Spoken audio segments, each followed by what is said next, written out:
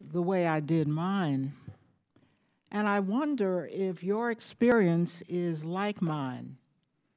In 2015, the District of Columbia pledged to end roadway fatalities by the year 2024.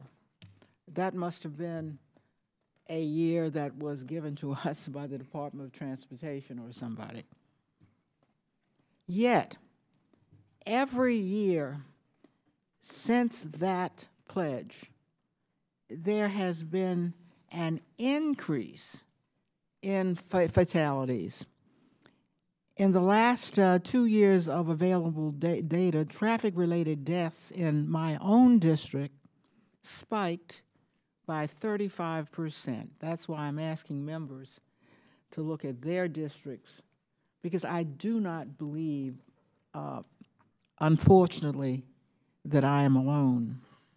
Nationwide, in 2017, 37,133 people lost their lives in motor vehicle related crashes. Now, I spell that number out. Usually I'd round off the number, but I purposely didn't do it for purposes of this hearing, because each number represents a life lost.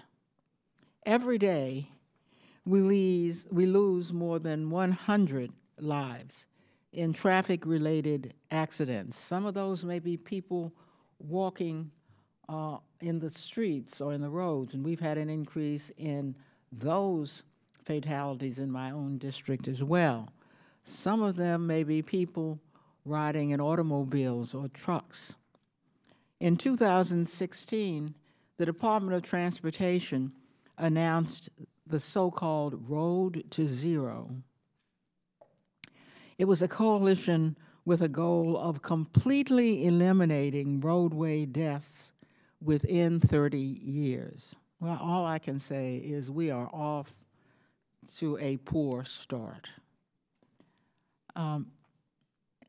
That's why pedestrian and traffic safety is a priority for me as chair of this subcommittee. I am anxious to learn from today's witnesses, representing an increasingly diverse array of populations who use our roadways, including pedestrians and bicyclists, and now people who ride scooters, and law enforcement, on what we can do about this trend. I would very much like this reauthorization to transform our approach to roadway safety, to get anywhere close to zero deaths. And that's an admirable goal. It's the goal we ought to set. We need to improve how we design our transportation networks. We need to improve how we educate the users of those networks. And we need to understand how to enforce the proven strategies that we already claim will save lives and apparently have not done so. Some in Congress may still live in the 20th century of transportation in wanting to eliminate the very small amount of funding that is used for transportation alternatives. But I think the people have already moved ahead of Congress and are already on the roads using alternative modes of transportation.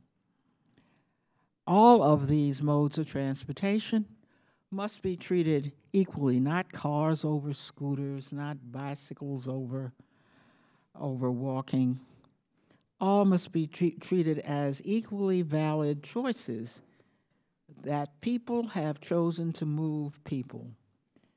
The options belong not to Congress, but to the state and local communities, who must be able to pursue the smartest and most efficient and right-sized projects to meet their own mobility needs of their own citizens. I'm a big proponent of technology as holding promise to save lives, but human error and human choice today are the very real problems, and we don't have the technology in place and won't have it in place for some time to save lives. So we cannot wait to remove humans from the equation before making the real progress we have promised to make. The three leading causes of motor vehicle deaths remain linked to the same human factors: alcohol impairment, speeding, and distracted driving. I'm particularly interested in hearing from our witnesses on why we have not been able to curb this longstanding issue, road safety, and what we can do to stop these fatalities. I look forward to today's discussion and thank each of our witnesses for sharing your insights, your much-needed insights with us. I would like to ask the ranking member, Mr. Spano is here for our ranking member, for his comments.